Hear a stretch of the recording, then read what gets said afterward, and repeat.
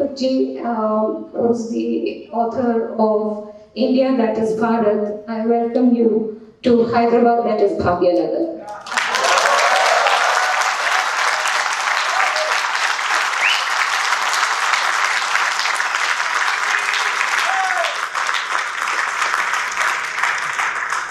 This beautiful city where Bhagyalakshmi rules very soon needs another yogi coming in, and so that we can be calling our city by its original name.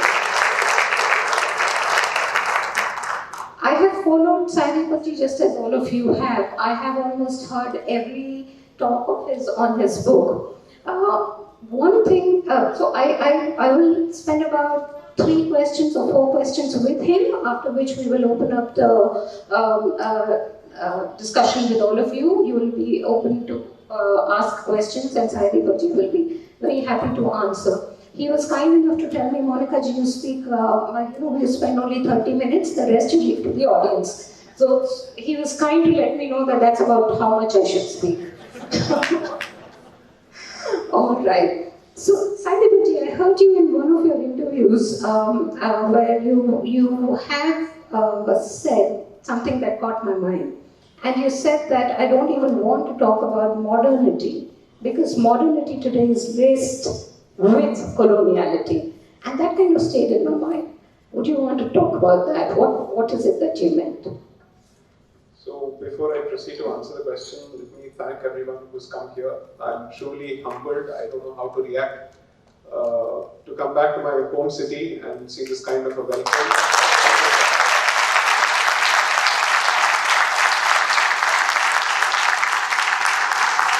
I have my teachers here, I have a lot of friends here, so this is really moving. So I'll try my best to maintain my usual balance when I speak.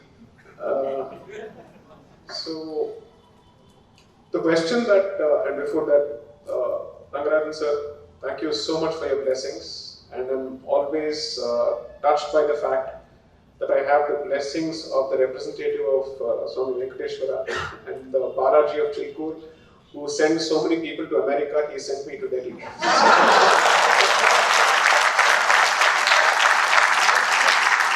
So from Durga Balaji, we will rename the Lord to Supreme Court Balaji. So, I'm really grateful for everyone, to everyone who's actually turned up here on a Saturday evening, despite the traffic of Hyderabad during the Visarjan season. I think the question that you've put is a question that I've not been asked so far. And thank you for putting this question, because this is the nub of my entire thesis in the book.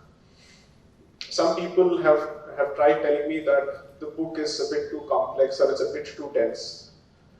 I have tried to keep the book as simple as possible so that it reaches a diverse section of audience, and that's exactly what has happened. The more I go to different cities, I've seen 15-year-olds drag their parents to the store saying that we want to read this book, and they've come back with some fantastic questions. So much so that last evening I received an email from an 18-year-old from Bhubaneswar who has gone through the references, hardcore academic references in the book, and has come out with such fantastic questions that sometimes I don't think we give this generation the credit that is due to it. So, as someone who still thinks he's not old enough to distance himself from this generation, I have a lot of faith in this generation. That's precisely why I believe that the stars have aligned and there is something in the air, which tells me that there is, previously I used to say that Hindus cannot afford the luxury of pessimism. After seeing these crowds, I can only say that you cannot but be optimistic, you must be optimistic. That is something I'm very, very confident about. Second is the entire initiative was to push people to move out of Twitter and Facebook and to get back to books as seriously as possible. As seriously as possible, so that you read, because I don't think there's a better weapon. It's both a Shastra as well as a Shastra according to me, which is equally important when you participate in these discussions. Because I'm sick and tired of the emotional nonsense that I get to hear. I have zero patience for it, I have zero bandwidth for it. If you're serious enough to whine about it, then I would suggest that you might as well act on it. And which means you equip yourself in some way or the other.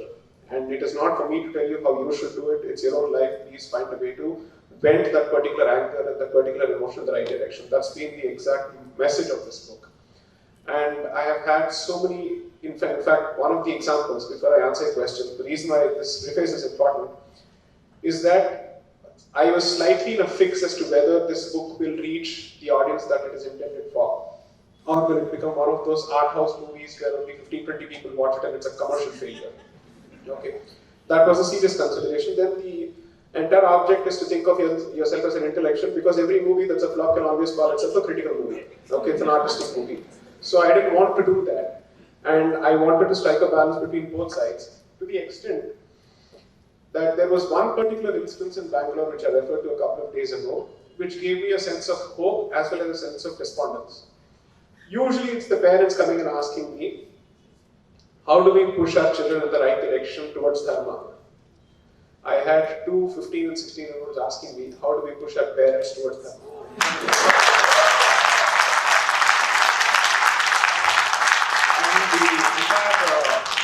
I was a bit flummoxed, because I was asking myself, should I draw heart from the fact that the youngsters are asking me this question, or lose confidence in the fact that the parents are actually, they need hand-holding from the children. But then someone else gave me the right answer.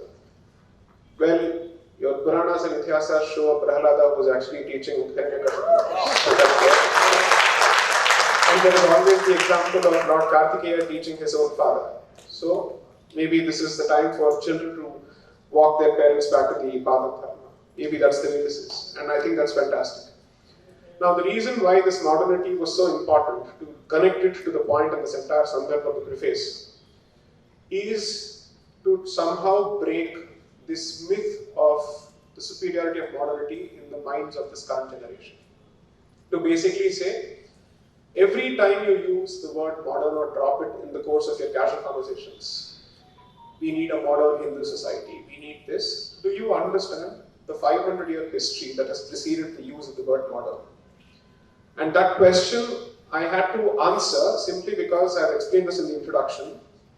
After the arguments in Sabarimala, apart from the coverage and everything, most people don't understand the kind of vitriolic reactions that I was subjected to. Pramanical stooge, patriarch, misogynist, orthodox, anti-modern, anti-rational, stooge of the temple. I'm happy to be a stooge of the temple, I don't have a problem. So all of this was hurled at me, but this anti-modern, orthodox and anti-rational was something that I certainly wanted to make sense of. Because one of the things that I've clearly said in the book is, if you represent an institution which is fundamentally religious, how can you not be orthodox? How can you not be traditional or conventional? Because that is what you're trying to protect. But you see, those words are not hurled as compliments, those words are hurled as pejoratives. These are ad hominem attacks. They have acquired the status of swear words and curse words. So I wanted to understand where does this come from. Now, I am not fundamentally against the concept of modernity. I am simply saying, no one sitting in the West or elsewhere should decide what is modern for us. So the idea was to basically say, it is for this society to take a decision after acknowledging the fact that it is currently buried under two layers of coloniality. One is Middle Eastern coloniality, and the second is European coloniality. Both these layers. So the purpose of the book was to basically say, here is the problem statement and here is where you are currently. And these are the causes thanks to which or no thanks to which you are where you are. Now you decide, after having told you that this is the problem and this is why you approach all these issues from a foreign lens, do you still want to continue with it? If a society chooses to continue with the very same model, even after having been informed of the problems with this model and the fact that this is not only alien, I don't have a problem with the fact that it's alien, but it is antithetical to dharma, then उस society की नियति क्या है वो decide करें. If you really want to go down this path despite being told that this is the problem, where you're hurtling towards your own destruction, then nobody can stop you. You have effectively become a suicidal community. Then there's nothing that anybody can do. And you will need an Avatara Purusha to come and save you.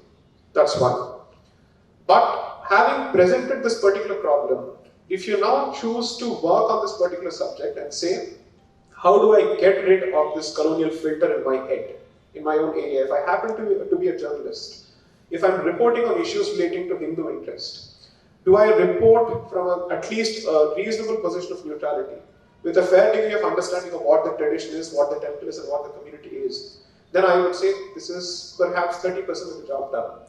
Interestingly, and this is where I draw my huge sense of confidence, that students of journalism of Delhi recently got in touch with me, and the questions that they put on the relevance of the book to their profession tells me that the book has hit the bullseye.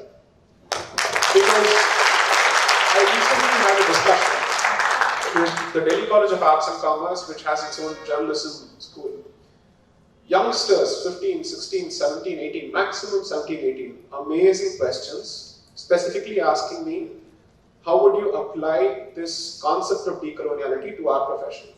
The fact that they've understood that their profession needs a decolonial lens itself is a huge step forward, because that tells me that they're open to Bharat and less to India. That's all I want. So, whenever we speak of temple-related issues, we need a modern temple, we need a modern Hinduism, no problem. But please define modernity from the perspective of Bharatiyata. Have your sense of originality. Stop looking at your culture through the experience of the foreigner. Understand it for what it is. Now, each time I make this statement, I'm always told, are you saying everything about the past was perfect? No, in fact, in several portions of the book, I'm clearly saying the idea is not to glorify the past, but the idea is to understand the past on its own terms without any value addition. First, understand what the system is. Good, bad, ugly, which are value-based additions, can come later. Objectively try to understand what it is. Then you ask yourself the simple question, is such an institution or such a societal structure relevant for today? You understand and ask the question subsequently. But if you start with a judgment first and then you reverse engineer the answers, according to me, that is a classic case of intellectual hypocrisy, wherein you've already come out with a conclusion, and then to suit the conclusion, you're fitting all sorts of facts and arguments. That shouldn't be the approach, is what I've clearly said. This is particularly important, and let me be slightly provocative, which is my nature, which is to say that this discussion is going to be extremely relevant in the context of freedom of temples from state control. Because, dare I say this, you will be told that your caste obsession is the reason why temples must remain with the state. Yes. You will be told this over and over and over again. And therefore, according to me, the temple freedom debate will also decide whether we continue to demonize the Hindu community using caste as the whipping boy. And the worst part is, it's not the outsiders who are doing this, it's Hindus themselves who are doing this. And therefore, my book is less for the consumption of the outsider, but more for the consumption of the secular idiot Hindu.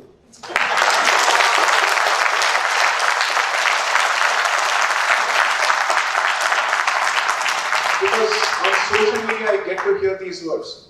Tum pseudo-secular ho. Arey, ye pseudo-secular kya hota hai? I don't understand. What is pseudo-secularism? Secularism, even if observed in letter and spirit in the best possible version of it, is fundamentally against dharmic principles. You don't understand this. Simply because secularism as its origins are fundamentally Christian in nature. I have discussed that in, let's say, heavy detail, citing expert literature, and unfortunately, I am not the first person to discuss this, and still most people are not aware of it. There has been literature on the subject from outside and from Bharat for several decades now, and still people are not aware of it. So I treated the book as a vehicle of promoting that scholarship and making it accessible to this generation.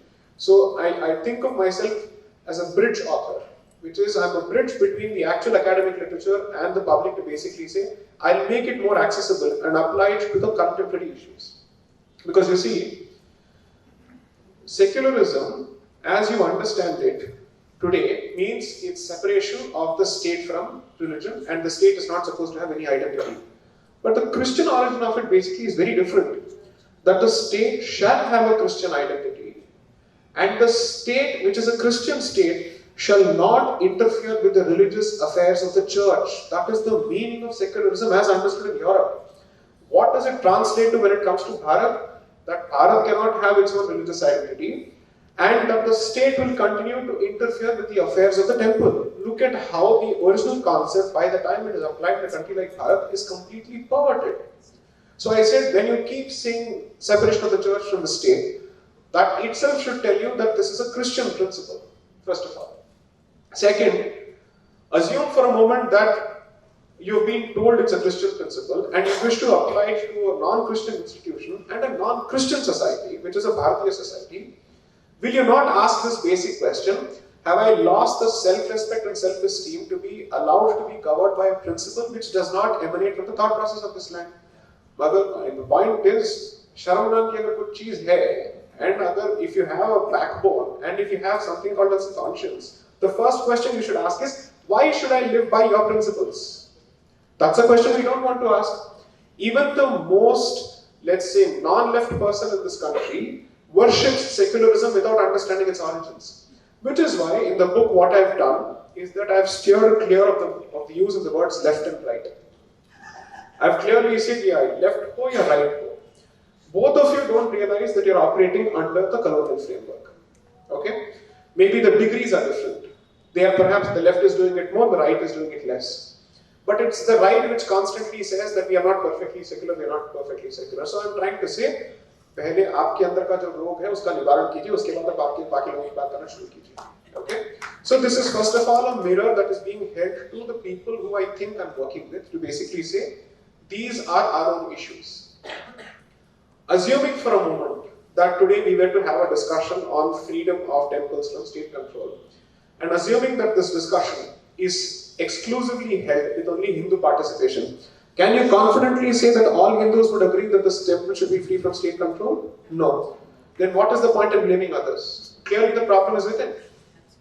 Therefore, the first vaccine must be given to this particular community which seems to be infected by the security virus. So, therefore, I've been told that this book is slightly difficult to read on a flight. Of course it is. You dare not read this on a flight. This book is not meant for that under any circumstances. I have spent 6 months of my life and close to 9 months after, 3 months after that to put this together. This is not meant to be a page turner for a post-dinner Katha Kalakshepam, under no circumstances. The idea is to force you to understand something, especially to respect the works of scholars who I have cited, not my work. In fact, I end the acknowledgement portion very clearly by saying that I am standing on the shoulders of past and present civilizational icons and scholars simply because these people have died bitter, poor deaths without their work ever being acknowledged. So the idea is a Shraddhanjali for all those people. So, effectively, as Hindus, you believe in the worship and the respects that you pay to your Pitris. These are our civilizational Pitris, our dharmic Pitris. The long answer to your short question is that the unquestioning worship of modernity is one of the central things that I go after. And the call is for originality in thinking, and originality comes from your culture. That's the basic point.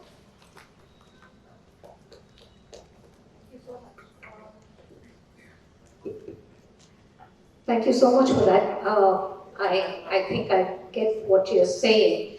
The point is that every time that we discuss coloniality, the reference point is always the British Christian world or that space, that era.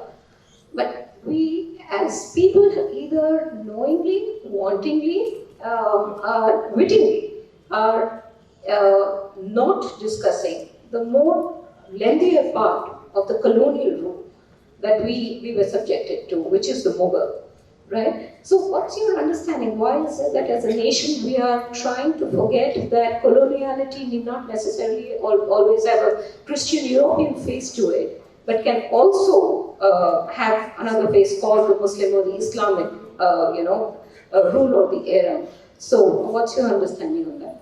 So what I've done is that in a particular section of the book, which is in section 2, perhaps in chapter 7 or 8, I've discussed I've introduced the formulation of Middle Eastern coloniality to basically say, if you were, let's say, a Latin America or a North America, or Australia, or Caribbean, or Africa, or some parts of Africa, you can perhaps limit the scope of your discussion on colonization only with respect to Europe. But Bharat has two waves of coloniality and two waves of colonialism. And one of the reasons that you don't wish to talk about what happened before is the very concept of secularism, which is introduced by the European, which stands as the filter, which prevents you from accessing your past. It's basically saying, forget this aspect of your past fully. If you seem to be very comfortable making the statement that 200 years we were under foreign rule, why would you fail to apply the very same logic to what happened before that? And that's a straightforward question that needs to be asked. Unfortunately, and I've said this to the gentleman that I had a debate with even the last week, that your book discusses only the economic aspects and political aspects of British Raj in his previous book. But you still choose not to discuss the religious aspects and the religious motivations of the entire colonization project. What is even worse is that you don't even want to criticize the previous form of colonization, even on political aspects or economic aspects. It's given a complete clean sheet. And I said, what is the logic behind it? Now, the logic behind it is slightly academic, but I'll try to make it as simple as possible. That there is a very clear, what is the word? I'll use the word alliance, which recognizes that there is a common adversary. And we are the common adversary. So both will scratch each other's back until one of them reaches a relative position of supremacy. But both of them will continue to slap us around until that job is done. And I have said this as much in the book, with very clear reference to the thought process, with support from the literature. I have cited the works of, let's say, even Dr. Ambedkar to some extent from Pakistan and the Partition of India. I have cited another genius from this land, Venkat Dholipala, who's written heavily on the creation of Pakistan and its mentality. And then you realize Pakistan is not a geography, it's a mentality. It can be anywhere. So, therefore, I have basically made the statement that the West is a mentality, Pakistan is a mentality, and Bharat suffers from both mentalities. So I basically made the statement that please realize this, because if that doesn't happen, you will not even be allowed to transmit the history of your suffering to the next generation. And not just not allowed, it will be negated and denied actively. There is not a single discussion on what I would call the Holocaust of the Indian communities anywhere in our textbooks. And at a time on September 11th, when the world should have been discussing the takeover of Afghanistan by a rabid Islamist ideology called Taliban, and the failure of the West in its, let's say, in its democracy building exercise, and perhaps its worst possible defeat in generations, surprisingly, again, it is us who is the subject of examination through this conference called Dismantling Global Hindutva. And initially they started off by saying that no, Hindutva is different from Hinduism, but during the course of the conference, speaker after speaker after speaker says the only way to dismantle Hindutva is by demolishing and dismantling Hinduism. They made that statement openly.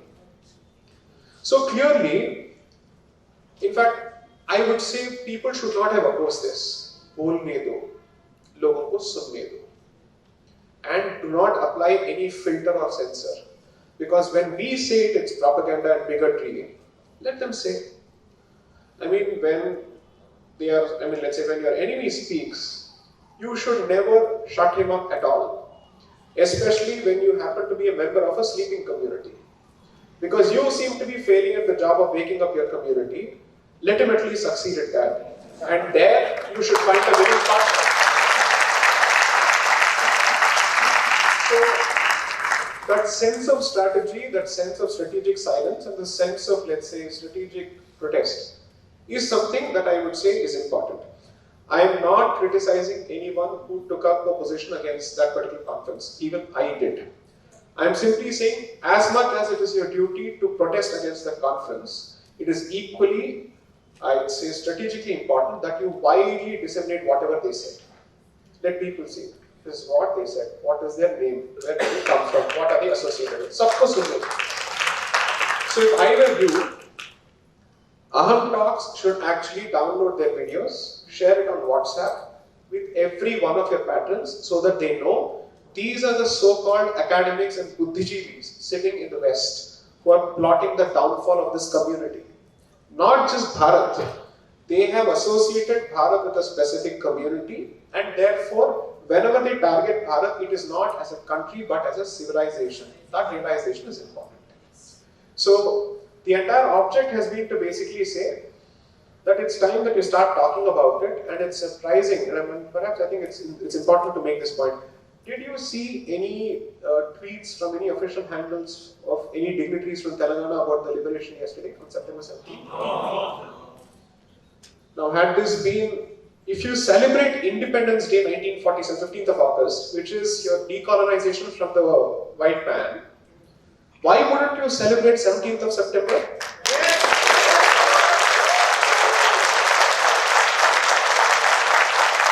15th of August, what it is for the country, 17th of September is for Telangana, period. I'll let you continue, but I think the reason why nobody tweeted and nobody's talking about it is because liberation can only happen when the oppressor has left you and you're free of him. The Razakars still belong. Telangana is not free of the Razakars yet. They are moving about in different forms, sizes and means. And that's why I think they are shying away from celebrating the liberation of the state, because in their own minds, they're still not free of the Razakars. They're not moving. They are in power.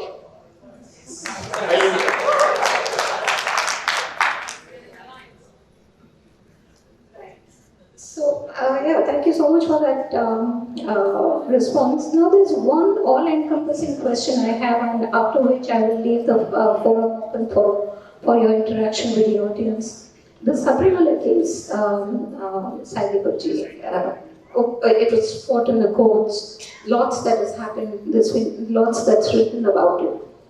Can you, for us as laypersons, just run us through what was the colonial intent or impact on the way a temple or a deity was treated by the courts? What is the constitution saying or not saying about this? And where do you think that case is heading? See, given that the matter is still sub judice, I'll keep it as factual as possible without commenting on the merits of that case. And whatever is it that I've had to say about the case, I've already said it enough. It's already in the public domain. I'll take it to a different issue. The question is, again, it goes back to what we think of temples in the first place, because that is what reflects in the judiciary's understanding of the temple. The fundamental concept that the temple is an abode of a specific form of energy that you have invited by Prana Pratishthan through consecration, and therefore it is the abode of that particular deity, and therefore your entry to that particular place is subject to the rules that are decided for the access to the particular place, is the first concept. So, at a very fundamental level, I think this community has lost that understanding of the temple, or at least it is diluted significantly. And therefore you think of it as a public place which you equate with any other public park, and therefore you think you have the God-given right, or perhaps the fundamental right under the constitution, to enter that place.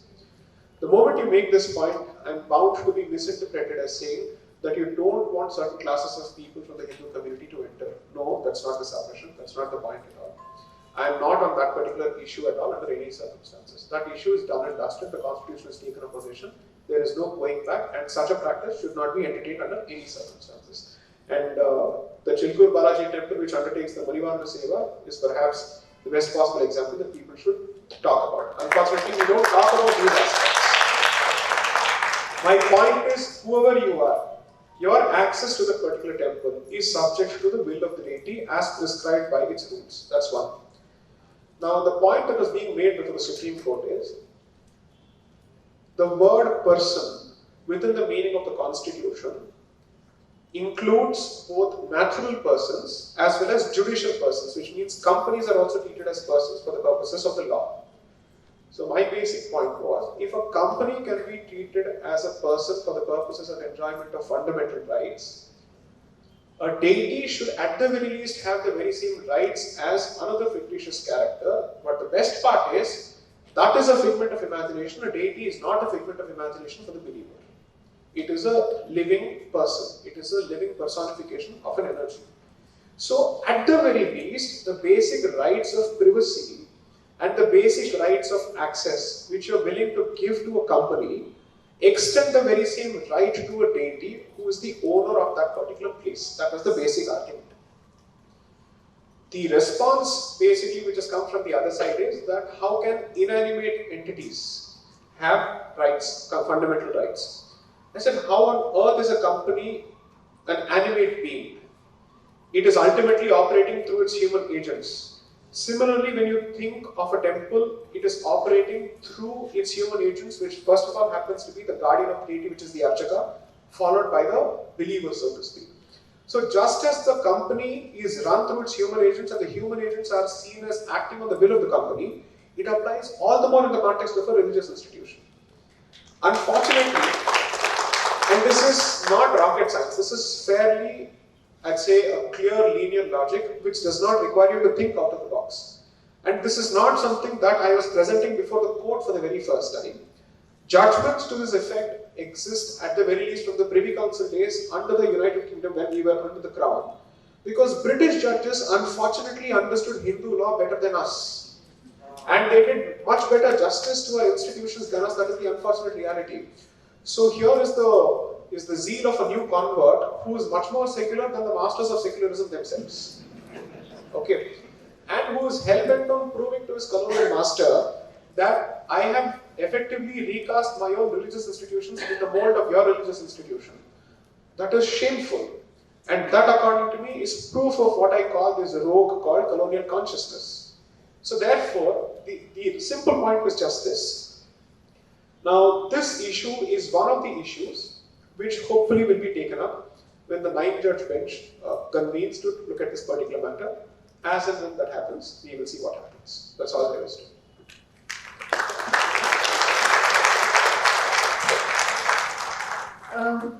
I promised that I leave the space open, but I'm breaking the promise. I just have one question, because very recently I had a very interesting experience. The only time anybody ever picked me up, it was my husband. But very recently I was picked up bodily, shoved into a truck and taken to a police station and detained there, only because I was going to a temple, right? So I just want to know from you, and you know, just bring in that local experience forth for all of us at Bhaginagar. We recently had a temple that was broken, demolished totally. Sri Anjaneya Swami temple in Jubilee Hills. There is some wheeling dealing that has happened on that piece of land, and the temple gets demolished because a private player acquires that piece of land. There's a lot of agitation, not a lot of agitation, there's a little bit of agitation that some of the Hindus took up. But then the point is this, that what right does the same rights that we applied to Swami Ayyappa apply to Sri Anjaneya Swami here? Can we take that up? What is the duty and the responsibility of a government in upholding the religious rights of a Hindu? So when I was stopped from going to that place, I said, you're violating my right to worship, right? There is a temple out there and I would like to worship, and you cannot be stopping me. But I was told that, oh, there is Akada groups low fight outundi, so you can't go. I said, that has nothing to do with me. If there are two groups fighting over there, as a devotee, it has nothing to do with me. I should be allowed to go to the temple, right? But the next thing they did is, instead of allowing me to go to the temple, they took me to the PS. Interestingly, at the PS also they said that I didn't have any rights. So I had to remind him that I have a right to file a 0 FIR. There is a whole ecosystem that works at Adipati, a whole ecosystem. The government, in collusion with the administration, the law enforcers, and of course, Hindus who are colluding, and non-Hindus too. In such situations, in a state like ours, where we first faced this in the recent past, and now with the curbs that have been put on the Ganesh Nimarjanam, so they say that for years, the High Court gives you an order a day prior to Ganesh Chaturthi saying that you cannot use the Hussain Sagar for Nimarjanam. Now, for years, for ages, you have done that, right? And they also say that you cannot be using POP idols. One day before Ganesh Utsav, right? Idols are all ready. People who have made their idols are poor people who would have, spent their livelihood or their incomes on that. And suddenly there's a court order that comes that you can't be using POP, and more so you can't be, doing the Nimarjanam in Hussain Sagar. Of course, there's a lot of people who went to the Supreme Court. There's a certain order that has come. You had to promise that, oh, not this year, but next year we will definitely take care. But time after time after time, there is infringement on the right of the Hindu to profess or follow his or her faith. Where does this all lead to? And is there any scope of a better future for us, or are we just going to be fighting for our rights in the courts only? And is the court the right place for decisions on how our faith has to be followed, to be deciding that? Is the court the one to be deciding that? This is my last question. So the thing is, if ultimately the state chooses to act in a certain way which is against or detrimental to your religious practice, you must at least have the courts to approach. That's the only option. But you see, this is not something that is limited only to Ganesh Nimarjan. Firecrackers, it's dying, it's over, that industry is almost dead. And I'm sure a lot of people are aware of this, that when you try and present a report by India's leading scientific institutions, which clearly say that this particular thing doesn't even feature in the top 15 causes which cause pollution, even then we are being told that it doesn't make a difference. And this happens to be a report that is commissioned by the authorities themselves to understand whether there is a causal relationship between the firecracker industry and pollution. You have a report, then what is the purpose of that particular report if you choose to rubbish that report without any reasons given? Now what happens is you end up giving licenses to all these people, the poor, let's say the resellers and the ones who set up seasonal business. You give them licenses, let's say you give rise to expectations that you will be allowed to sell this year, and within a week, and less than a week before the entire festival, you're told that you can't sell it anymore. There is absolutely no sense of answerability or accountability on any arm of the state when it comes to this. That is the sad part. And last year when this happened, this for the last 1 year before the NGT and the Supreme Court, this issue has been going on. Nobody wants to answer the question of how is the state going to compensate those people who have invested money in this. This is independent of the religious aspect. Second, unfortunately, it is a reality, and I'm obviously restating it, which is to say that no other community would be subjected to this kind of a treatment. That is a fact. Because it seems like you can't celebrate your festivals, whether it is Janmashtami or whatever it is. There are curbs on your ability to visit your own institutions, whereas everybody else seems to be more than happy to do it. So I think the strategy must be that you wear the clothes of another community and go to your temple. Then I'm sure nobody will touch you. Okay, maybe that is the way forward. Wear that until you reach the temple and then you change your dress and get inside the place. And unfortunately it has come to a point where you are asking yourself whether should we put any more faith in constitutional mechanisms. I'll leave it at that. Because now you're slowly pushing us to asking, which government do we go to? Because I put this bluntly, keeping you on the stage, that I'm not sure any government is an exception to this. I'll leave it at that. Okay? I haven't seen any government being an exception to this. Because obviously when there is a countrywide phenomenon and 19 states are governed by one particular dispensation, you must obviously point fingers at that particular dispensation also. Okay? And this has happened even in those states which are treated as strongholds of that particular dispensation. So I'm sorry to say we have sacrificed our civilization at the altar of politics, when in fact it should be the other way around. Okay? And each time when this argument is raised, we are told, but do you know that they go to temple every day, they are practicing Hindus? It is not a question of whether they are practicing Hindus in their personal lives or not. The question is, when it comes to the treatment of the community, when it comes to the treatment of the rights of the community, are they at the very least being neutral, impartial and constitutional? I don't need to talk about them being Hindu in their conduct. Are you at least doing that? If the answer is a no, I'll flip this a bit around. If the Hindu community had been responsible for the spike of COVID cases in Kerala, would you not expect national media to scream about it day in and day out? A few days of the Kumbh Mela and after the sadhus themselves took a decision to put an end to it shows their conscientious behavior, and even then the Kumbh Mela was bandied and maligned for days at end. And here we are, where one state seems to be contributing to the bulk of the cases for reasons which are already available in public domain and for reasons which are clearly attributable to one particular group, which statistics are saying, and still there's not a whisper of it. So to assume that this can be addressed, that this cancer can be addressed through a judicial surgery, I'm sorry to say you're putting too much of faith in the last mile.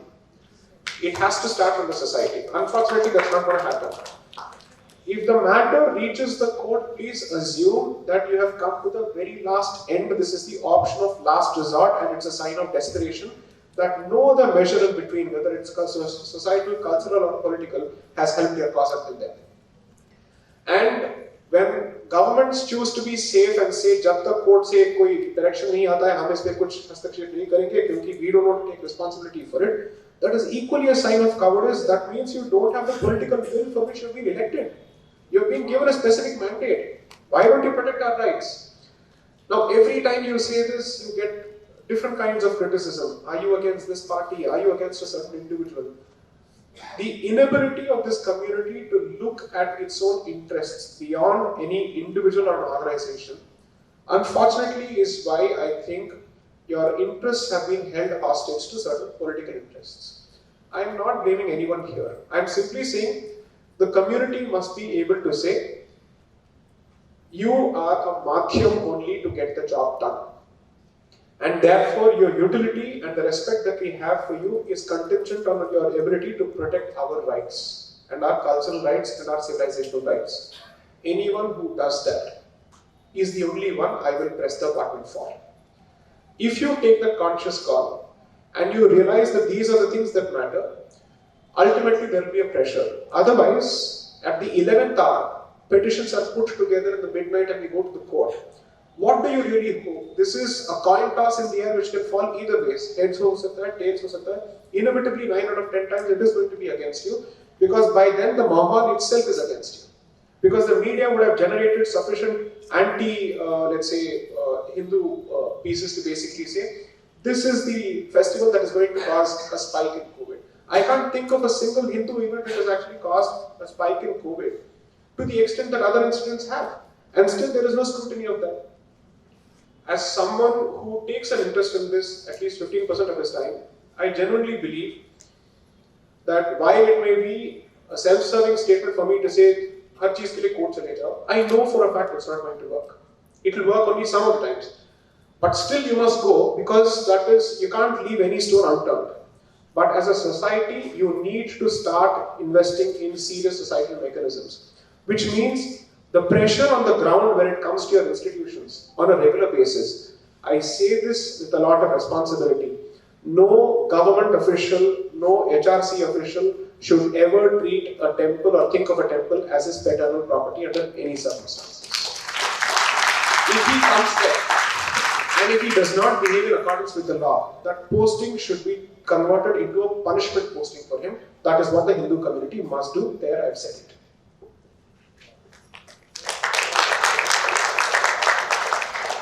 Largely, it all remains in our hands for us to do something about it. Two quick incidences. I was in Warangal, Thousand Pillar Temple, Bhadrakali Temple. So when I went there, I saw the temple bell tied up. And Udaiji defined me as a stubborn person, he knows me very well. So I said, where is my bell? I want to ring the bell. They said, no, it has been tied up. I said, who tied it up? They said, oh, we have, the Archika, this and that. I said, call him. I said, who tied it up? I want to ring the bell. He said, no, we have orders from the EO, it has to be tied up. I said, who's the EO to order? I said, call the EO. They gave me the EO's, I said, give me his number. And I told him, I said, I'm standing here and this is in Varangal Thousand Pillar Temple. I said, I'm standing here, I want you here right now, otherwise I'm calling the press. I said, come here right now. When the EO lands there, I asked him, who gave you the authority to tie my temple bell? Because it's part of my temple ritual, I want to ring the bell, right? Can you believe what he said? He said, there's a masjid right behind and they're getting disturbed, so we have been asked to tie it up. I said, bring the bell down. And I will not leave this place until I have घंटा बजाना है. अगर आप समझते हैं.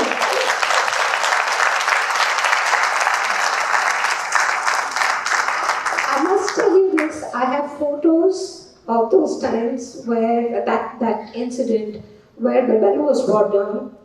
I rang the bell and I made the Archika sit there. I made the EO sit there. I said, sit there. I will take this as a proof. And I said, every day in the morning I will be calling you to see if the bell is where it has to be. And if it is not, you will be in trouble. Same thing happened at Bhadrakali temple. The temple bell has been tied up. So before I let the floor open, I would just, I so agree. And I'm so with Sai Putji on it that the onus of saving ourselves and our dharma lies on us. Until such time we're going to be mute spectators. I'm sure I must share this with you because you call me Shri, not for any other thing. But do you know what? The Archana at the Bhadrakali temple told me that Amma, inta mandi mogalu unnaru Varangallo. Asal mogalami nuve.